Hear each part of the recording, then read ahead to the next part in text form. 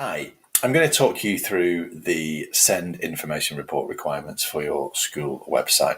It's one of the most important things that you need to be thinking about, and your policy should be used as a framework for your report. So there is clear guidance in the Send Code of Practice for publishing a Send report, which has got to be updated at least annually. So that's a really important thing to mention. And the specific information you've got to get on there, which I'll cover off for you in just a minute or two. So what is the report? In short, it's the Send Information Report outlines the school's provision for children with special educational needs and disabilities and how the school will implement its Send policy. You've also got to explain within the report where the local authorities local offer is published.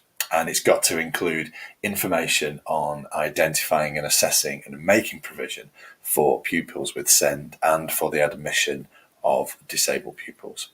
So you've got to do a load of stuff from an Ofsted point of view, but please remember, this is not just a report that is for Ofsted.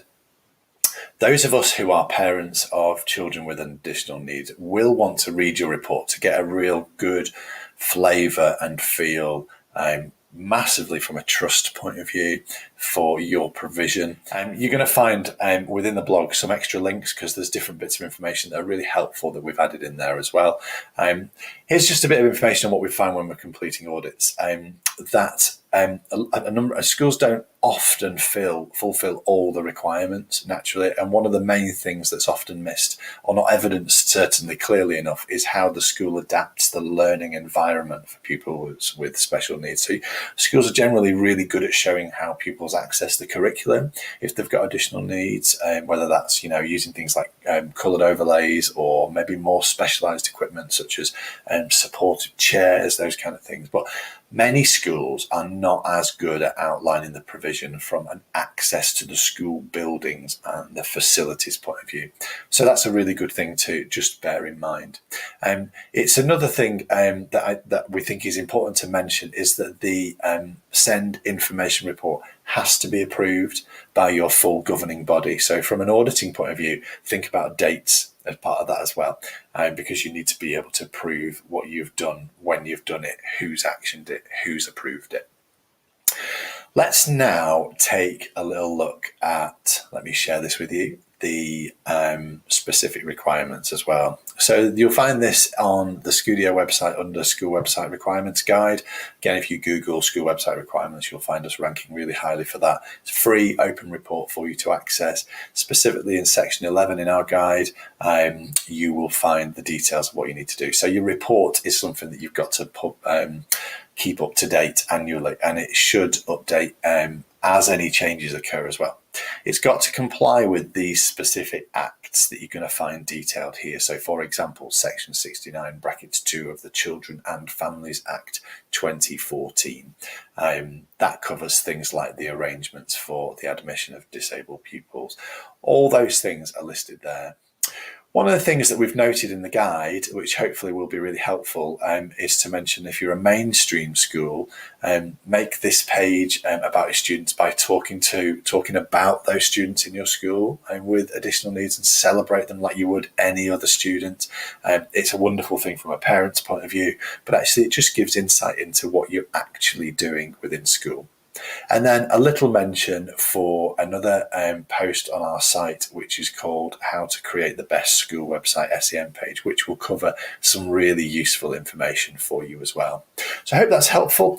You know where we are. If you need to ask us any questions, drop us an email at hi@scudio.com or give us a call at the office as well. We'd love to hear from you. But remember, the School Website Requirements Guide is the resource that you need to really get sorted out on your site, specifically with regards to school website compliance. Take care. I also want to give you some quick examples of schools that are doing a wonderful job of putting their Send Information Report and other information on their school website. So diving straight into this as well. This is Fairfield Primary School, who do a lovely job of so many different areas. And one of the things that I always really like to see from this part of your school website is making sure that the content's lifted a bit. So we would always suggest put a photo in a page of content, just to lift it a little bit, particularly if it's a little bit wordy. So let's put a lovely photo in. Let's put a little bit of blurb in here that says why this is a really good school for my son or daughter if they've got additional needs. So just an intro to that. This is here specifically from the SEND-Co. Bit of information about events that are going on, particularly to support that area of the work within school, which is just lovely. And then the bit that we've been focused on, local offer, processes, policies, and then a lovely guide for parents. So that's really good practice. Going beyond that, what they've also done here at Fairfield Primary is they have provided some additional resources for parents to look at as well. So that's just lovely. So that's Fairfield Primary School. The Blessed Sacrament Primary School, so Catholic Primary School, if I look under there, let me just see, where were we? Right underneath the top menu item of our school, there's a section really high up in the agenda called Inclusion, which is a really lovely way of titling this. So if I jump straight into that, we can see again, we've got a message there that gives a little bit of information, and then all the information that's needed nicely grouped together, really easy to follow. So that's maybe a little bit more of a simpler version, but it's high on the priority list in terms of where it appears in the website structure. And it's also just really clean and easy to find your way around. What about high school examples? Again, let's have a little look at Lytham High School. And if I go under curriculum on this one, we've got a section called SEND Provision. Now, actually, again, nice photo that shows who the people are that work in the SEND department, an introduction from them. And then what's really lovely about this, they've gone to town. They've put details of information about the provision, so that's really important. They've put the information there with testimonials, which is just a wonderful thing to see. Then links with other schools, which is part of our hospice and special schools.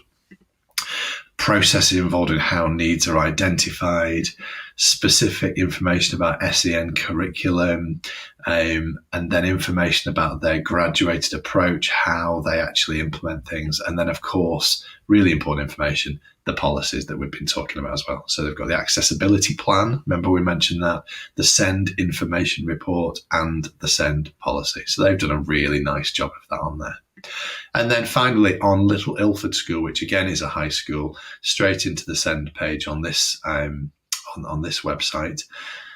Again, a photo that brings the content to life a little bit. What a gorgeous photo that is. Information about the SEND team that's working there, which obviously quite a lot of people there. And then the special educational needs report and the accessibility plan, really backed up by lots of information about the curriculum and the behaviour stuff as well. And finally, wrapping that up, some really useful information and some nice links on there as well. So hopefully that's helpful in terms of some really good examples of how to get your SEND information report right on your school website.